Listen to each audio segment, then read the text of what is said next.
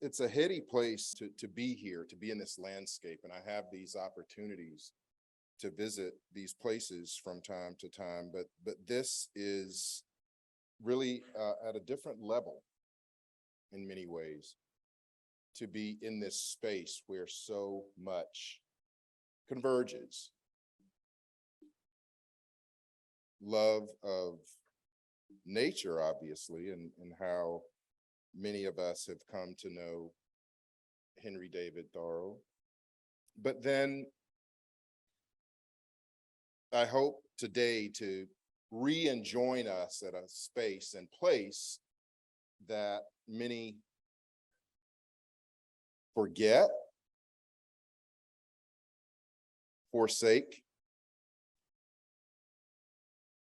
So I would like to thank the Brigham family for sponsoring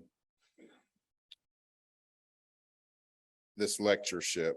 Again, to Rochelle, who is such a wonderful friend and facilitator to me, to Michael Frederick for his patience. Michael, where are you? There you are. Such a kind and patient soul, who's kept me in the loop every step of the way, and to the Thoreau Society for the work that you're doing. And I believe, as Henry David Thoreau did, providing an example of how to be more. How to be more. Civil disobedience is the call for singular micro-rebellion. The power of a single decision to speak out, to act out peacefully, and dissent as you will. These words, though forgotten by many, obfuscated and erased, dare I say, whitewashed out by others, are words worth considering going forward. Now, if our current state of eco-socio-political autotoxicity doesn't call for immediate action, then we are doornail dead in this moment. I'd say we could all just collectively drop the mics and walk away.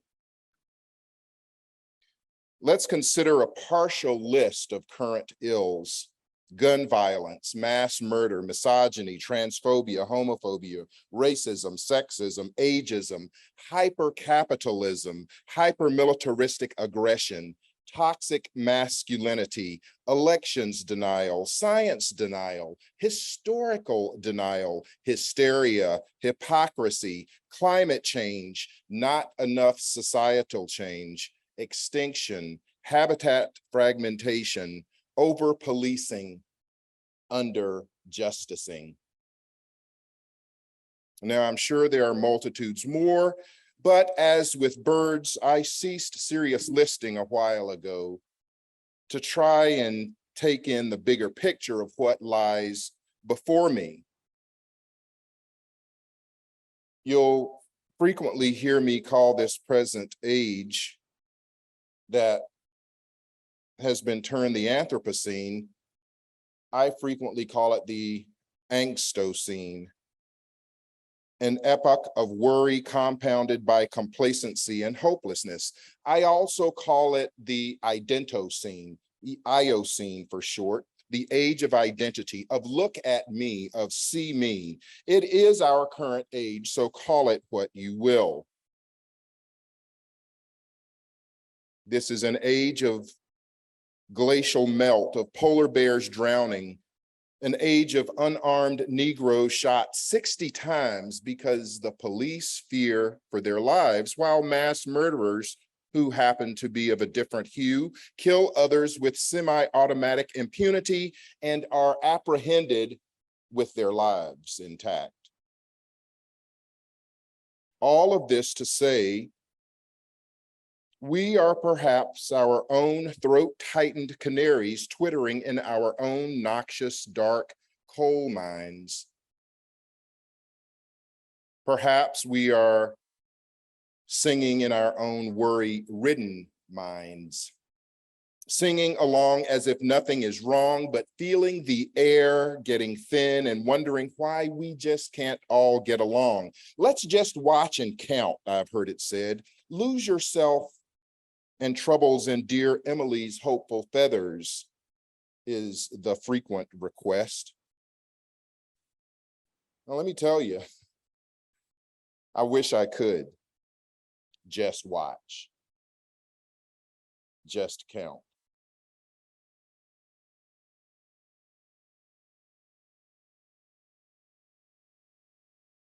But then someone is hunted down and killed for jogging. Someone is shot in her bed. Or a good birding friend is assaulted with words in Central Park. Me, I'm accosted watching white-crowned sparrows by a farmer telling me to my face that things were so much better when you niggers were picking cotton.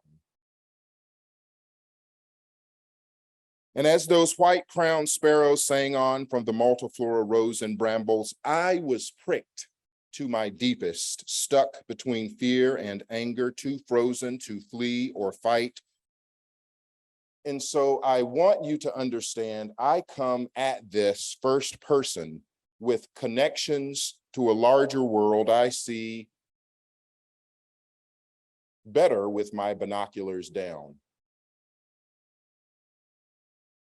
I see those same melting polar ice caps that stress out great white bears. That same heat is suffocating little black and brown children with asthma at an almost order of magnitude greater than the majority. I see some tasked with the order to serve and protect doing anything but that.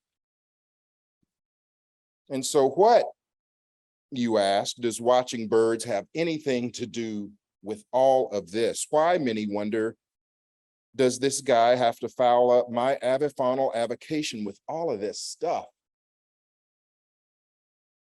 Why, comes the query, does everything have to be about race with you? I don't see color, as you call the painted bunting by its name. Questions abound, answers are few, but responses flock abundantly like swifts around the chimney. I'm a stickler for titles. And there's a shortening of Henry's masterpiece that often gets left out. Fully, it is on the duty of civil disobedience. And we have a duty, to be sure, to be our better selves, each of us. I have a duty to act as I am equipped, if not to right wrongs, to see that such wounds don't get scabbed over and made pretty by comfort or convenience. Just because I watch wild birds does not mean I shouldn't seek better for humanity. If in my walks I identify warblers but ignore human woes, then who am I? Who are we if we organize into warbler watching conventions to be complicit in our ignorance? I would ask, should one white bird soaring free mean we ignore the black birds grounded with their wings clipped? Should the past tense of history mean we obliterate the wrongs cast by men of their time? So that brings me then to our time together today to attempt to tie present age to past in hopes of some prescient better for later. We are here gathered because Henry David Thoreau and his compatriots transcend, actually, calendar dating. Now, I'm a cultural and conservation ornithologist by one label, which means my work wraps itself around understanding the plights of birds and of human beings. Understanding those seemingly disparate entities in some hope of mitigating the damage done in the past and now so that things somehow get better going forward. That is my charge, my duty, not just here for this esteemed keynote, but for that mission, that duty in part that I think Henry David Thoreau defines. He said, "Let every man make known what kind of government would command his respect, and that will be one step toward obtaining it." Here today, then, I speak of personal governance that ultimately enlarges to all of us collectively.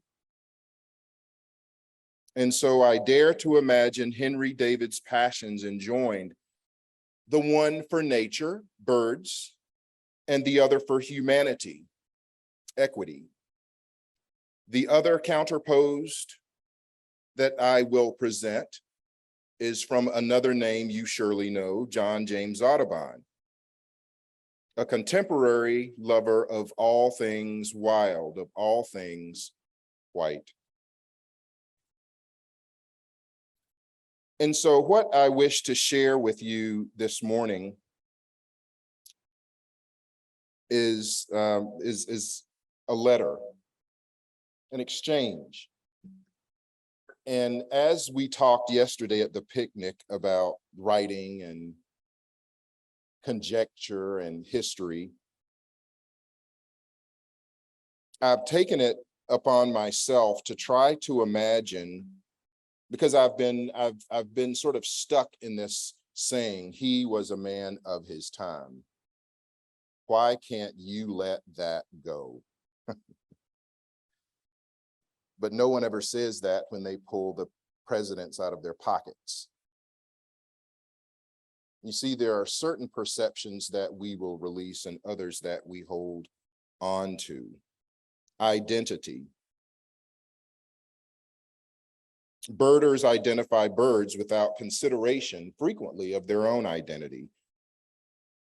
And while bird watching can be an escape from the larger societal ills that often weigh us down, incidents like the one I spoke of in Central Park had far-reaching implications. Now, on the positive side, there was and is Black Birders Week, which many people actually banned from their birding listservs. No one wanted to discuss that. This isn't about birds, after all. This is about those people. But the other implications were that it made even some of my longtime birder friends reluctant to venture forth, fearing the rising racism and bias and violence directed at their identities, their Blackness, their otherness. This reminds us that no hobby is an island. One shouldn't look up at spring warblers, after all, while trampling wildflowers underfoot. Being circumspect, I would argue, is a righteous thing. The flower certainly appreciates the consideration, and on account of that kindness has the opportunity to bloom on. I argue that oblivion can be a cruel privilege. The stepped on thing is injured, crushed in death, perhaps by a heedless passerby who doesn't care beyond the next bird and hurrying on. So I ask that we take the binoculars down to see the wider field of view, to not step on the unseen, to take history and its long trajectory into account.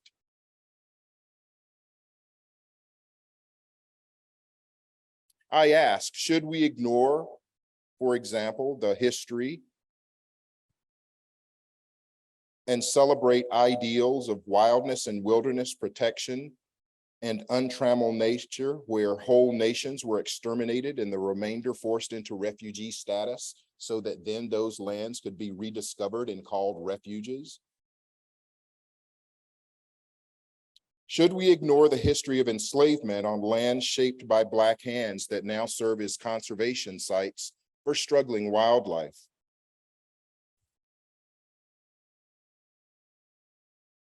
In low country South Carolina rice marshes, for example, endangered Black ducks and Black rails likely stand more of a chance because of what enslavement wrought back then. Hundreds of thousands of acres of forests destroyed and millions of tons of mud moved, banked in dikes that piled skyward would have been mountains. But instead, they were spread across the land to grow Carolina gold rice, structures called trunks and gates engineered by the same Black bodies to hold the tide and then release it. These weren't just the products of free labor, but technology brought from West and Central Africa. Can we celebrate this altered landscape now seen as beneficial for birds without remembering the untold torture and terror that happened here to make white men filthy rich? So my question this morning is, how do we view the people, the flesh and bone monuments who built conservation and environmentalism, often in oblivion, ignoring truths of the wrongs done? Do we dethrone the heroes we've placed on pedestals by remembering they were racist or grave robbers? Should we? Or do we flip that coin to the other side? Why don't we give higher standing to those who fought for good on multiple fronts? For example, does being an abolitionist and a birder diminish the latter? What responsibilities does one have beyond identifying birds properly by sight or sound? And so as we back up into history, and birders begin to reckon with that past in response to societal unrest and bias, we have a chance to consider two historical contemporaries who shared the privilege of white maleness in a white supremacist country undergirded by laws protecting and promoting the enslavement economy, not just Southern, mind you. They both could go on about their wild wandering business without wondering or worrying beyond the next bird they might see. Now, one of them did just that and became quite famous for it. The other didn't. So here, I offer the chance to drop in on conjecture, on a hypothetical letter exchange concerning two sides of an issue that would ultimately tear this nation apart. Two birding men, John James Audubon, the famed father of North American ornithology, whose painted field guides propelled the feather quest forward. The Birds of America serves as a sort of holy text, and that's how we generally see it. But John James Audubon was also an enslaver, a grave robber. And then we have Henry David Thoreau, the transcendentalist naturalist of Walden fame, whose anti-slavery activism, for some reason, is often whitewashed in favor of more comfortable narratives about his solitude-seeking ways. So each of these might be called men of their time, but then one made choices to stay stuck, mired in the sins of the time, while the other chose to find a place on the righter side of it. What might one say to the other about something much more controversial than the identity of a sparrow? What differences might arise amid an earnest letter exchange between these two men who, despite their shared love of nature, are not aligned in the issues of the time? And so here I'm going to ask that you suspend belief, or maybe just probability for the sake of possibility. and expand outward into an imagining with me. And so this is an imagined correspondence between John James Audubon and Henry David Thoreau, somewhere in the mid-1840s, let's say 1847, as Henry David is nearing the end of occupancy at Walden, is becoming increasingly concerned and vocal over slavery, as evidenced by his participation in abolitionist activism. Now, John James Audubon has become an acclaimed frontier celebrity. He's traveled to Europe and convinced them of who he wants to be, and has then come into fame in America. And he is at a career high point, internationally known American naturalist icon. Now, John James is also on the cusp of physical and mental illness. Both men are white, both men are privileged, and I would argue at or near the top of their respective games and near the ends of their lives. And so my goal in doing this was to capture white on white discourse about racism between luminary men of their time who, despite their love of God's creation, did not share the same love of Black humanity. To one, Black lives mattered. To the other, they did not.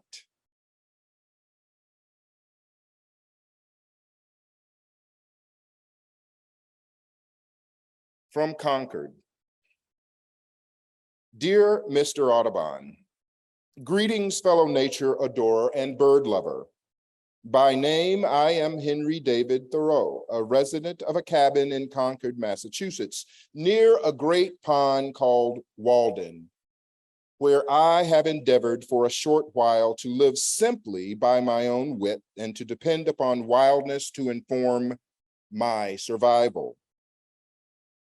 Recently, I've been working toward bettering myself as a naturalist, and I came to learn of your wondrous affinity for the avian kind from a gentleman acquaintance hereabouts who saw your work in his travels to Europe a few years ago.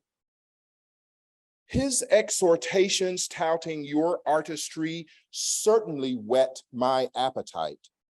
Now, I journal my own observations in nature with what little discipline I can muster, as I believe it important to record within and between the seasons what the creatures and plants are doing in relation to the environs around them. To wit, sir, I myself came across a volume of your Birds of America and was mightily impressed beyond expectations to see it in person. It seems to me that your subjects might very well up and fly from the page.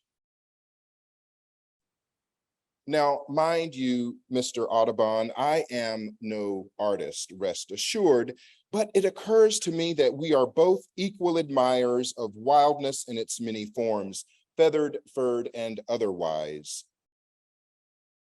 Whilst you have traveled further into the expansive wild than I, into forests and swamps, and even ventured westward, I have for the most part remained more parochial. My beloved Walden Pond, though encroached upon by the burgeoning civilization of Concord, houses its own bird life. The Phoebe, whose migration you've marked for the purpose of determining its fidelity to Philadelphia, is equally at home here. I've even noted its mossy nest tucked under the eaves of my parents' home. Your portrait of this bird, curiously on a cotton plant, reminds me that you have spent quite a bit of time in the South, whereas I have not. It is the same bird, I know, but you know it differently still. And so I applaud you, Mr. Audubon, on the scientific achievement of your folio. It will expand our knowledge of natural history and ornithology immensely. As a fellow bird watcher and naturalist, I am grateful for your efforts.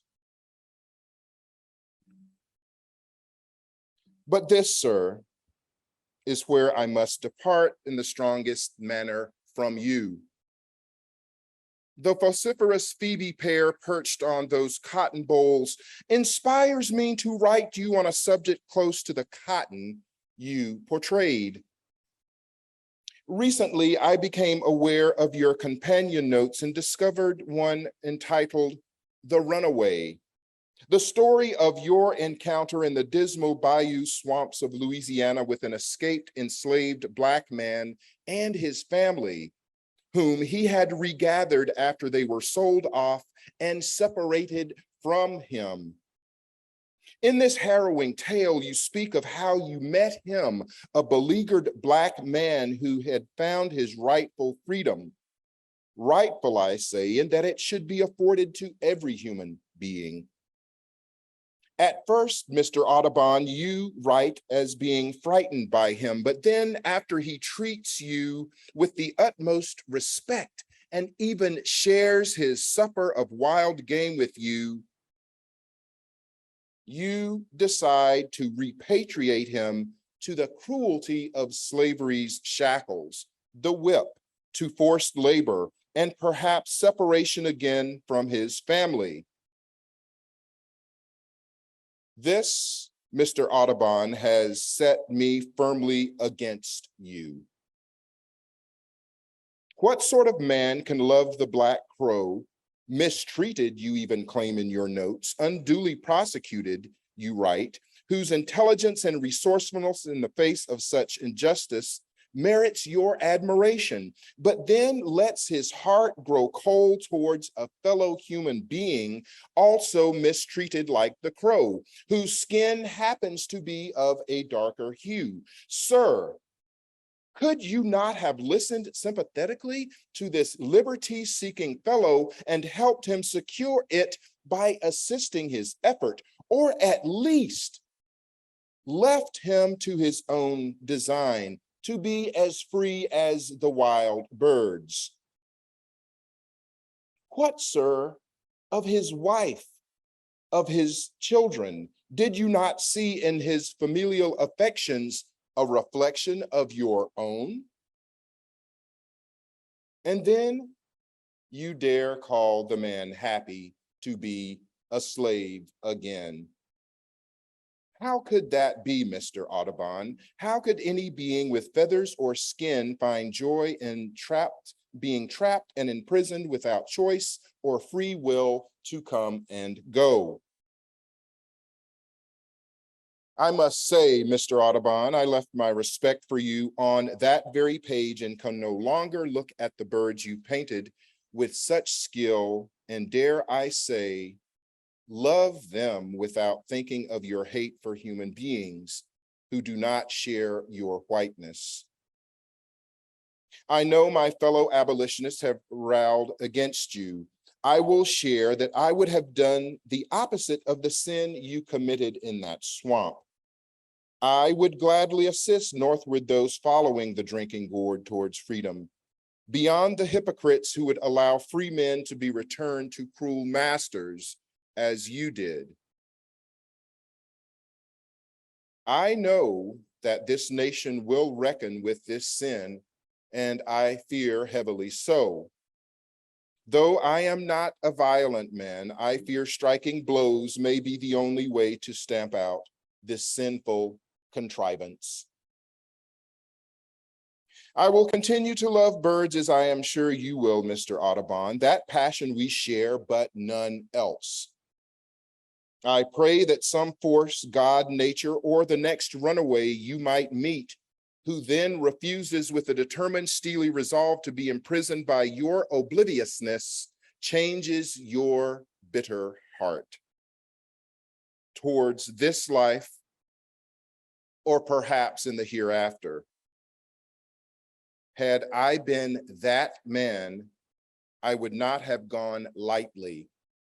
And you, sir, I beseech you to look more circumspectly at this world and not just at birds. I cannot sign respectfully, but only in truth. Regards, Henry David Thoreau.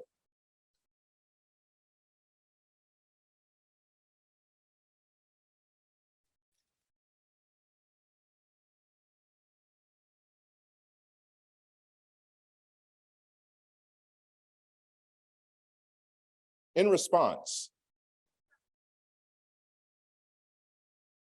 sir, I extend gratitude for your compliments on my work.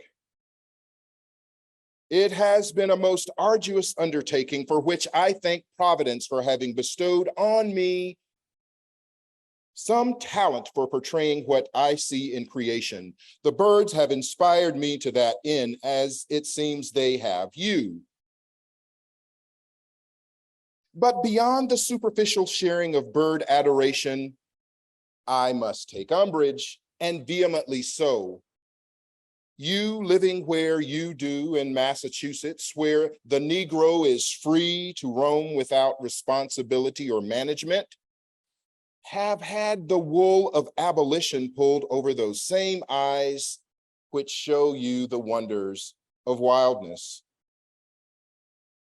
I know of this because I too have spent time in places where they are allowed the freedom of self-determination, as if they were white men. As fortune would have it, in the southern region where I spend a preponderance of my time, as the birds find the climate and environments more hospitable, the Blacks are governed with discipline and civility, so long as they serve as beasts of burdens and helpers of white men. A fact that, to me, the science of skulls, phrenology, renders unto the thoughtful man the realization that those like them are meant to work, and others like us to supervise them in a manner best suited to benefit all.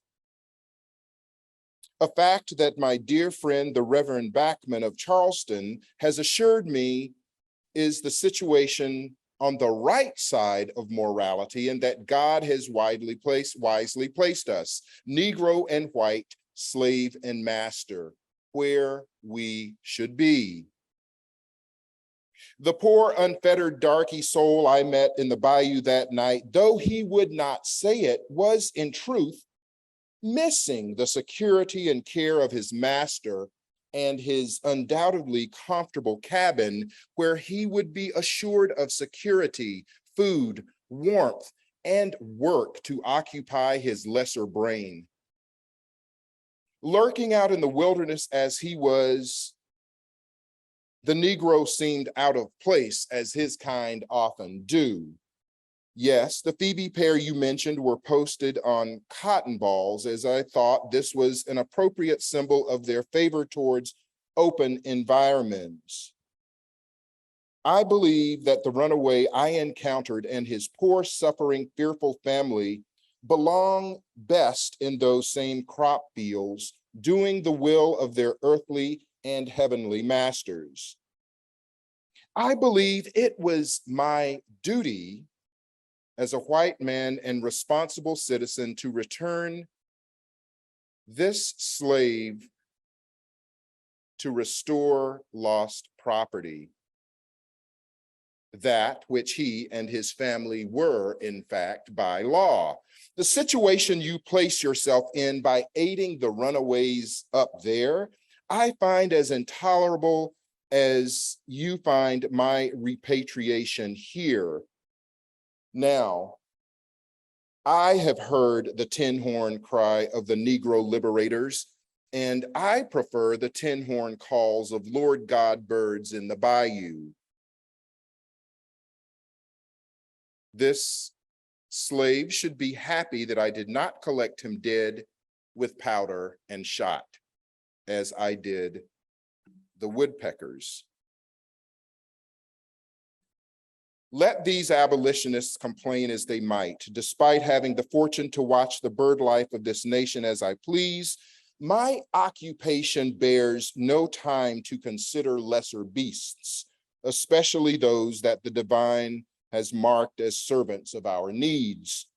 The times we live in dictate that I be master of the Negro that you pity, who can do nothing for me beyond portage and assist.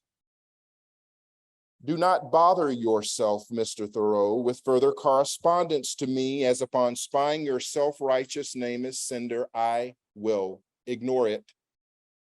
Stay there in Concord on that small pond with your free Negroes and watch the birds with them, if that pleases you. I believe they will prove ruinous to the joy that birds bring the truly dedicated watcher.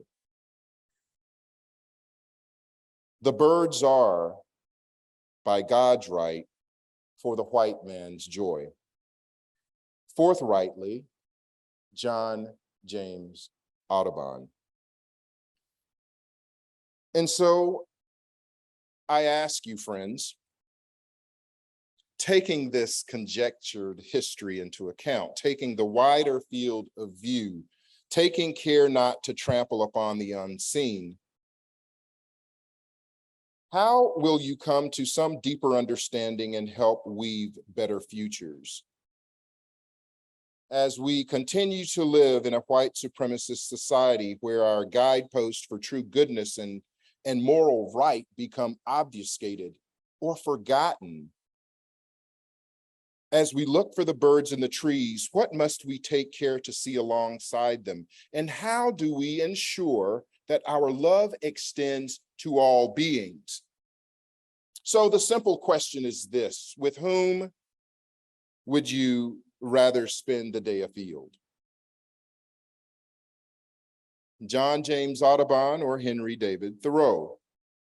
No, I am not arguing that Henry David was perfect. He was not. And the ever-sharpening shovel of retrospect may find slights that we still don't know of. But for me now, in this 21st century body of a Black man birding, whose enslaved and Jim Crowed ancestors didn't have the same freedom and choice to seek the singing thrush, it's not even close. I'm heading to Concord. So I think in the conjecture, in this duty to be disobedient, to challenge convention, to think about not being of our time, but being better for that time to come. This is our duty. This is our challenge. And it is the singular micro rebellion that takes place in the morning mirror, or that glance at reflection in the pond. That micro rebellion, to be better, to speak forthrightly, to see not us just in some past or present predicament, but perhaps moving forward in some hopeful way, as I believe Henry David Thoreau envisioned. I am so very grateful for this opportunity to be here and to speak in this place. It's beyond some sort of dream come true. And I hope to be able to continue to dream rather than live in a nightmare of wondering why my life doesn't matter. So thank you so much for your attention. Thank you so much for your time. I think there may be questions, comments, and I think Rochelle will facilitate that. Thank you.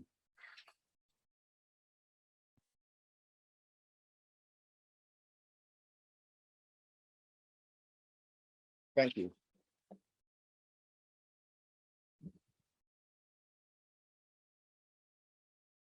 Thank you. Thank you all.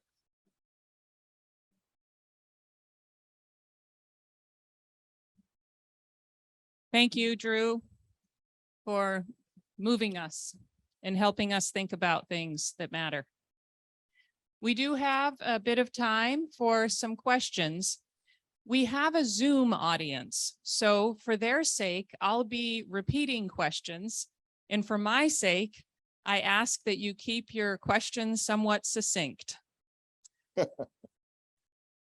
I'd like to welcome 2 or 3 questions, if that's possible, following the grand wisdom of James Finley, who taught me this method the other day, and I think it's utterly brilliant, like everything James does. So I'd like to get 2 or 3 questions and then let Drew respond to those as he chooses. So don't hesitate to raise your hands. In the back there.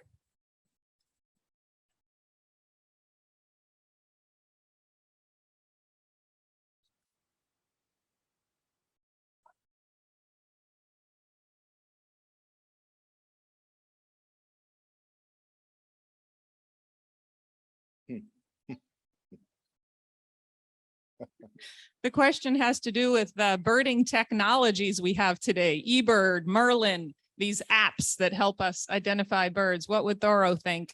So it's a great question. And, you know, I've thought first, I thought about Johnny Jim, John James. I thought about him in technology first. And I mean, he would have been all over Twitter, right? Every bird posted. Lots of selfies. John James Audubon was very self-aware of his image and sought to cultivate it. And I see Henry David Thoreau really as the foil in some ways to that, not in not being self-aware, but looking outward and seeing humanity in a way that I don't think John James Audubon did. So, you know, I can see Thoreau doing something like I can see him using X's in eBird. By the way, using X's in eBird is legal, but you will be pilloried for doing it. And I think Thoreau would have, I think that he may have entered X's into eBird if he used it. I think that he would have made sure that he spent as much time making sure that the common birds got into that database as the rare birds. And so he, in being parochial in that way and thinking about a place and the deep dive into this patch, right? There would have been an opportunity, and there, I mean, and we see the data that's been presented, right, from this place. And so what was Thoreau's life list? What was that like? What was the count? Anybody got it? About 200. Oh. Where, wow. That's going to get him frowns. In today's world, it would get him frowns. I think that Thoreau would have called himself a bird watcher.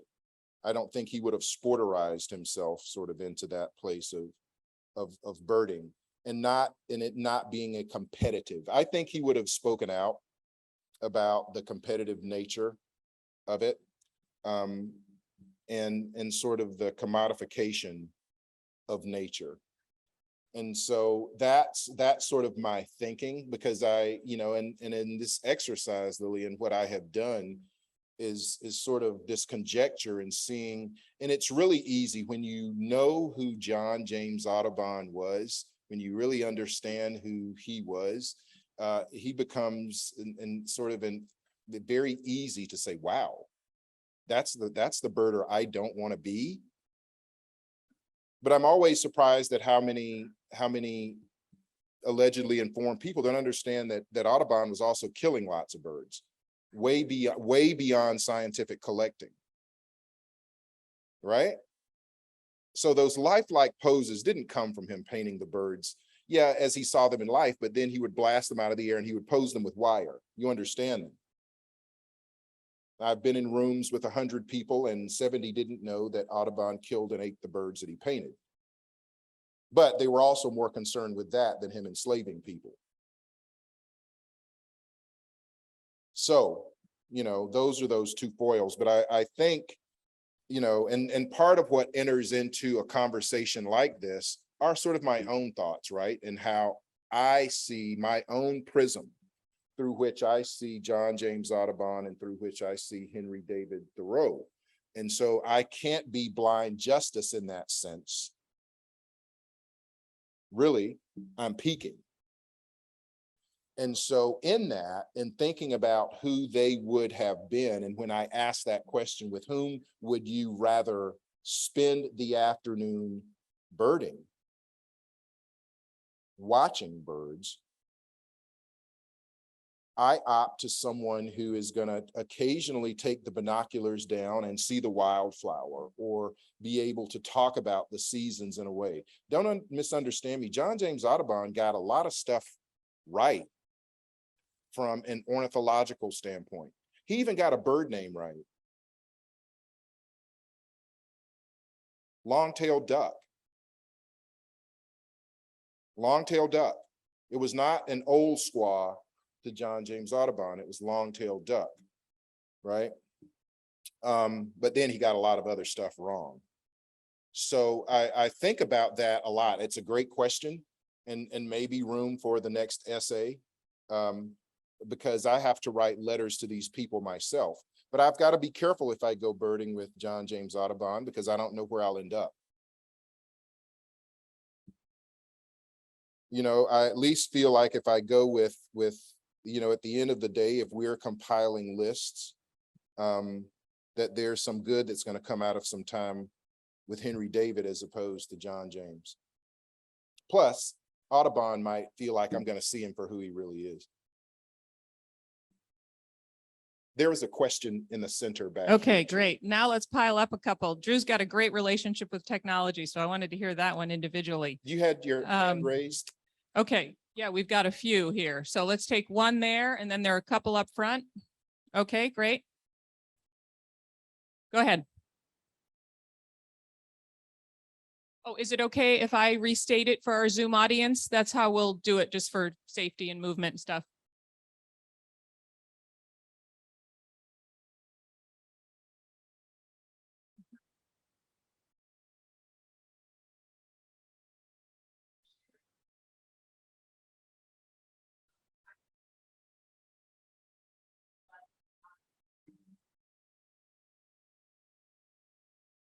Thank you.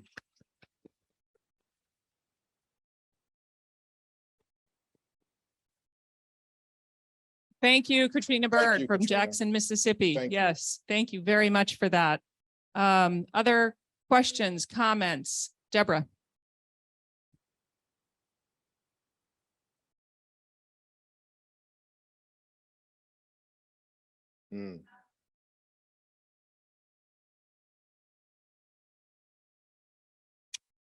Well, that's a great question. And I think it's the question was, in wildness is the preservation of the world. How do I, as a Black man, live that wildness, right? And, you know, and I'm just a couple of weeks ago, 3 weeks ago, I was in Denali. And in one of those weeks, I was only one of maybe 4 people sharing millions of acres of land as I know it, or as I would pretend to know it. And so there were certain questions that came down to me. First of all, the privilege of being there, right? The privilege of going to some faraway space that we have designated as wild or wilderness.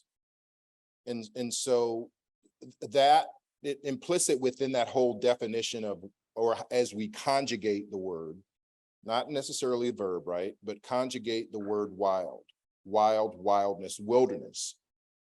What those 3 things mean beyond our control is implicit within that definition. And so in this place where wilderness exists, expanses, millions of acres of of untrammeled, at least by by modern standards, human beings, but certainly trod upon by nations before us, indigenous peoples. And so looking out at a landscape and reconjugating that word and the understanding of wild is part of the exercise that I'm constantly going through. And we have these conversations about wilderness, wildness, wild, feral, invasive, exotic.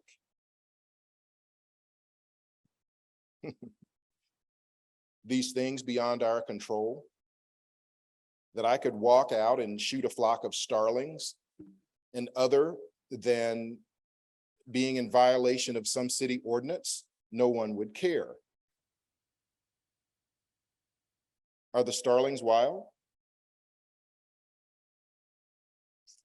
Yes, they are.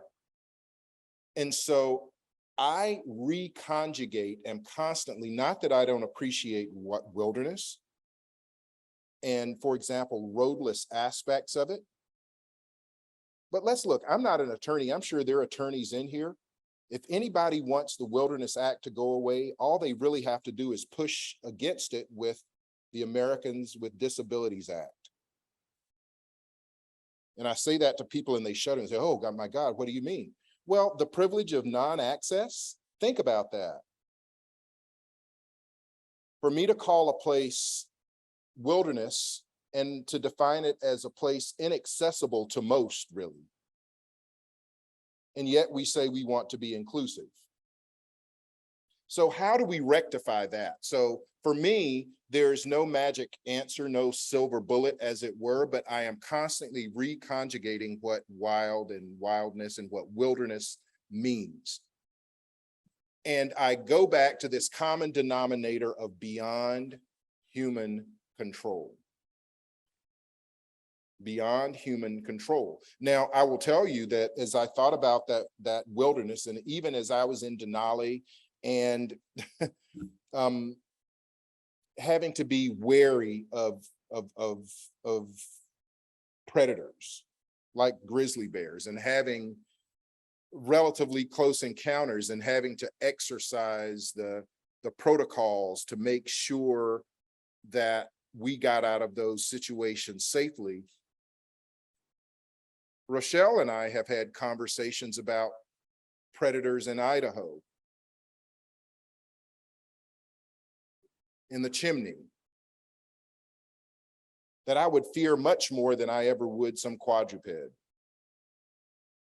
And then the news flashes that those same predators are marching in the streets of Boston. That's what. So what's wilder?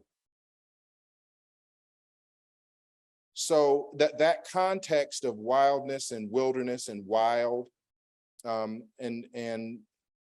how we go about that, I think requires us to revisit it ourselves. From a policy perspective, we really have to be circumspect about what these things mean.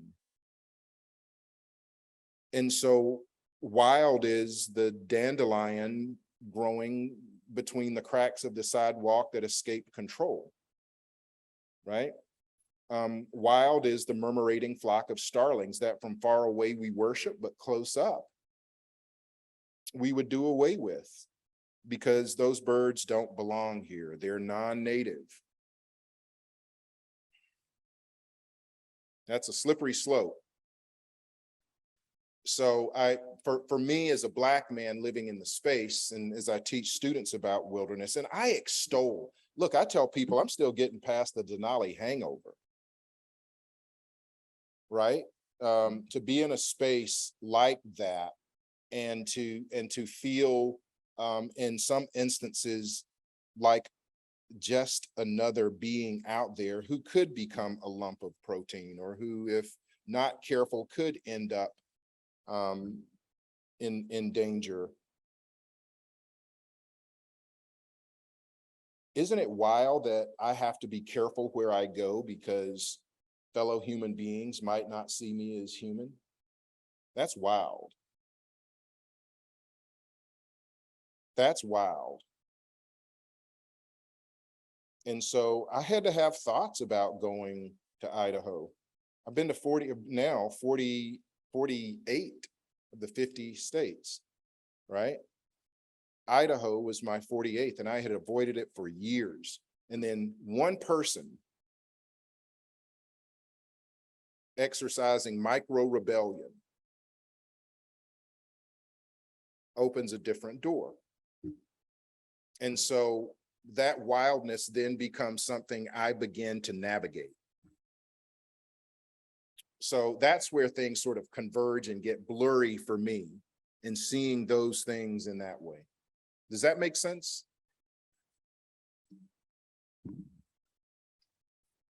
Thank you. Way in the back.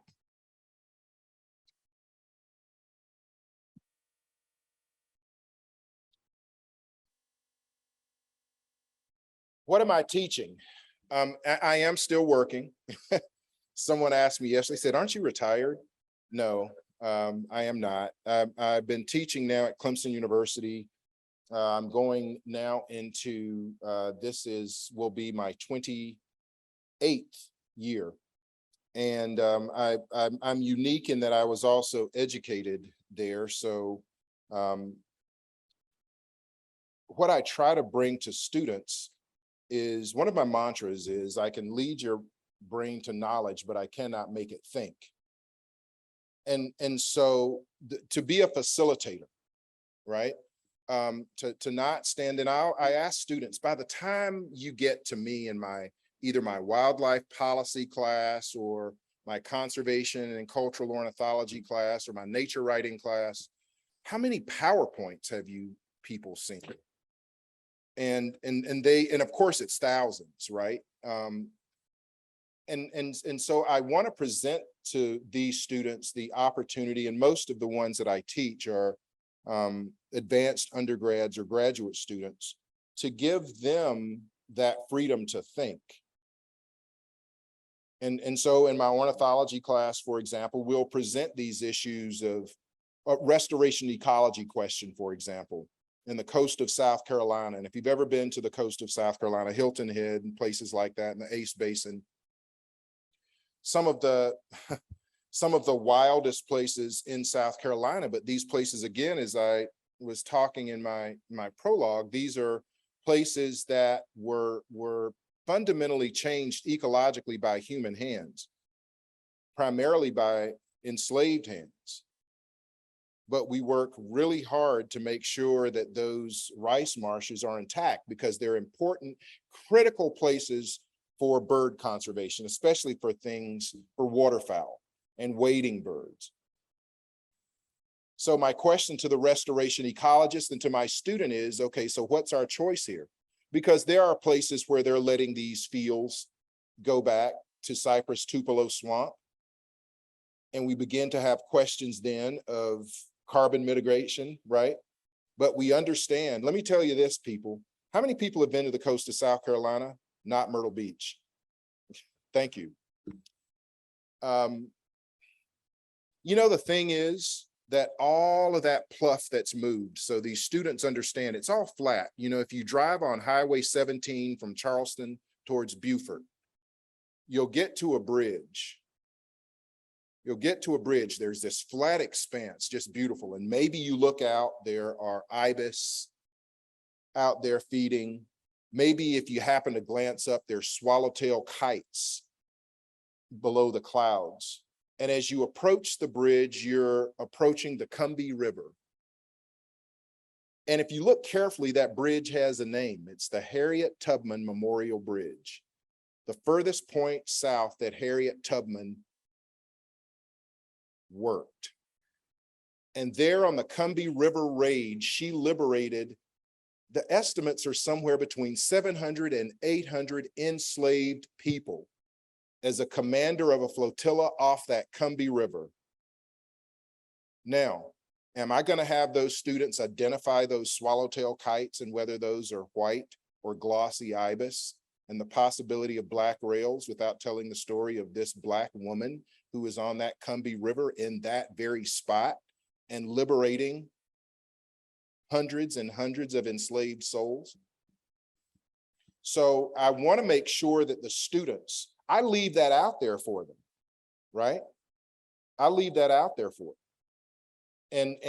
And so they can begin to make the connections, and some do make those connections, and they are vocal about those connections, and not being able to separate the Black birds from Black humanity in that landscape.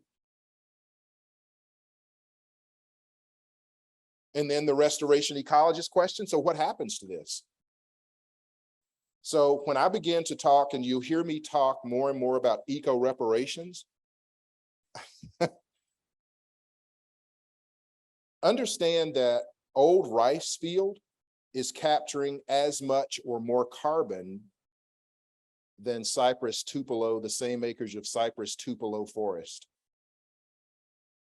Enslaved are still working. That's truth. So when we think of history, you know, what did Faulkner say about something about the past not being past? Right? From Mississippi, Katrina. All right. So that's, you know, I also, as a fun deal, what I do for my students in ornithology is I love to teach ornithology birding by gestalt.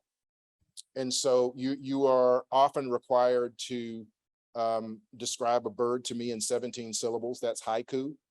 So you've got 17 syllables to help me understand who and what that bird is. So I can give you that homework if you want. So we have a lot of fun, I hope. We have a question here in the front.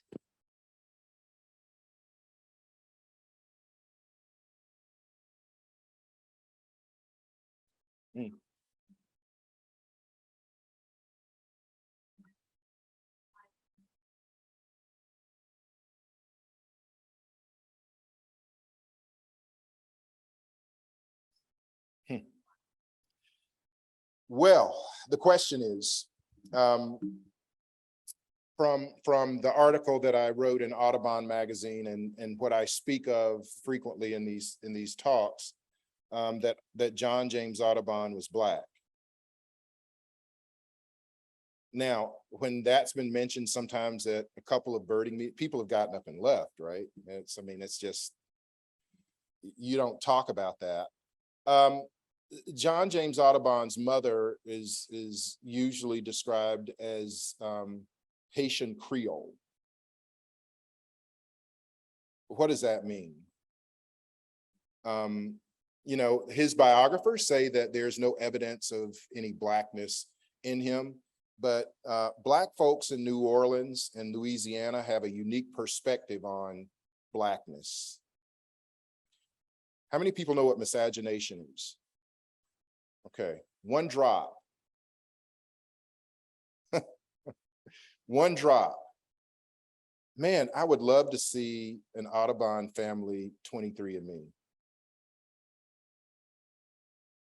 I mean, I would. And so that question of his identity was sort of up there. And when I say the Black folks in New Orleans, I say that because John James Audubon is in the African American Museum there. Right? Now, he didn't have a chance to, you know, say he was Cablinasian or whatever. But one drop in Louisiana makes you basically like octoroon. Now you can move all the way up to mulatto. And then beyond mulatto, you can pass. And most Black folks know of that deal of passing. Right? So that's one question. But then where Audubon blows his own identity out of the water for me, where it really doesn't matter whether he was Black or not, is when he told that story of the runaway. Then he became just a filthy human being at that point. Black, white, one drop or not. Because here he tells the story, and there are arguments and discussions about whether it was true or not. Well, even if it was fiction, John James, you wrote that. and put your name behind it to really solidify your whiteness. So in that case, identity becomes less about color and here about character.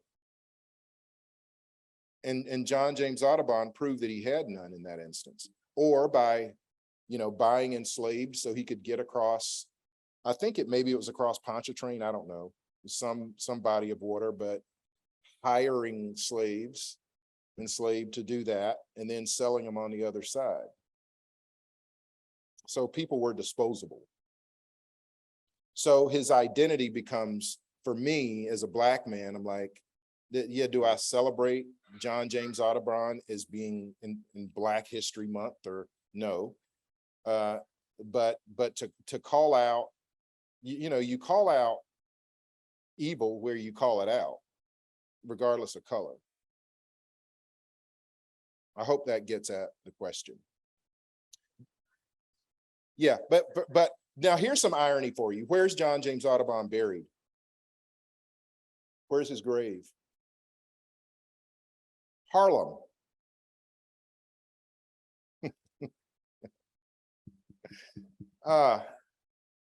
Where was Malcolm X assassinated? Where was Malik al-Shabazz assassinated?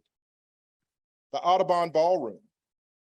Now that, that does, but when you begin to pin together sort of these ironic things, right, about that name, and then you sort of understand the celebrated status of this person, it seems to me that Thoreau's name, outside of Concord and a relatively small, and most people reduce him to Walden.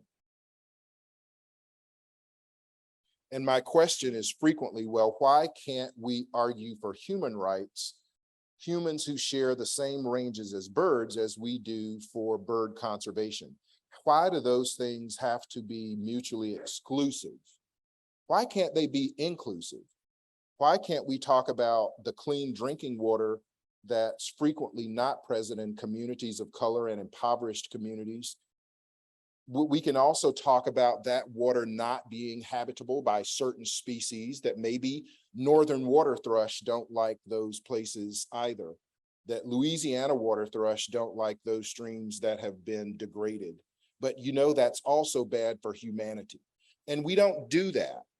And in conservation, we've gotten away from talking about a man who was enraged about the Fugitive Slave Act. Enraged, and let people know it. My grandmother used to talk about throwing a rock and hiding your hand.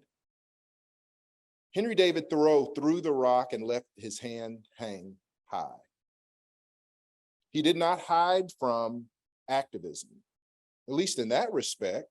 Now, there are scholars here who know much more about it than I do, but I think there's an example, but we've lost that example. And I think sometimes we haven't just lost it, I think it's been hidden.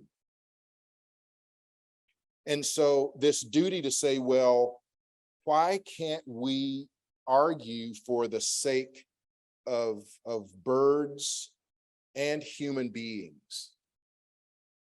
And I will tell you, I have been in places and on a board or two where that got crushed. So it's an institutionalized sort of thing that we have to think about. And here is someone whose words we can hold up and actions we can say, well, you know what? Environmentalism, as it were, has this history through transcendentalists of really thinking about human condition in these ways. Not perfectly so. I'm not saying that. I'm not saying these were faultless people, but I'm saying to have models of how to be as conservation organizations, as people say, oh, well, we want more Black and brown people involved. Yeah, but you continue to work against that.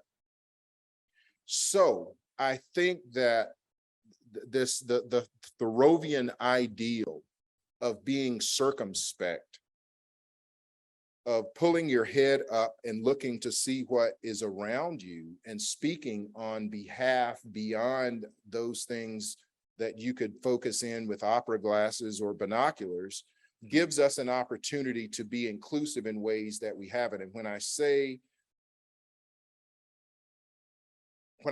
that, I say that in a room of people who know that. But outside of us, when you ask 100 people, how many people do you think have read Walden? And then 100 people in a room of conservation and environmentalists, 90 people will have raised their hands. And then you'll say, how many of you have read Civil Disobedience? And you get these quizzical looks. How many hands do you think are raised? 20?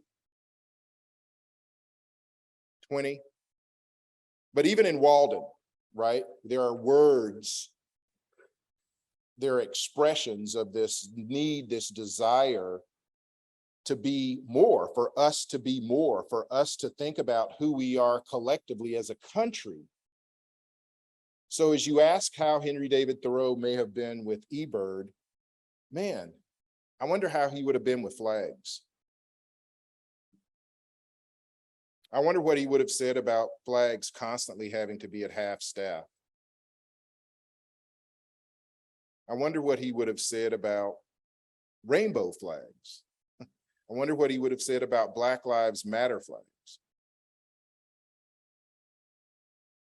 I wonder what he would have said about Secretary Holland being in charge of the interior. So all of those are questions and conjecture, I think, that scholars are able to project and say, he was going towards this place. But in many ways, where I have Thoreau personally is as a sort of as a sort of prophet, an eco-prophet, right? And much of what he speaks of and wrote about, it doesn't take much for us to say, oh, this still applies. So in that list of current ills that I had there are many of those things that have been exacerbated, perhaps have gotten worse. Some things have not changed. Some things have just changed in name and perhaps in form. So I wonder what Thoreau would have to say about a lot of things. But I think that what I will take from this time is this real opportunity to be steeped in a place, if only for a couple of days, and to feel that, to have this feeling, to try to understand how Thoreau becomes enlarged beyond Concord, beyond Walden, beyond solitude,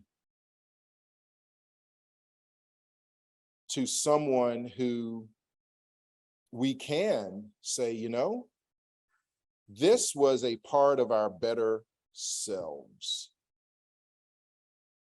And when we can find those human beings, they ought to be lauded.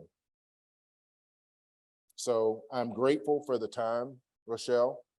I'm grateful, Michael, for your patient persistence. I'm grateful to the society. Thank you.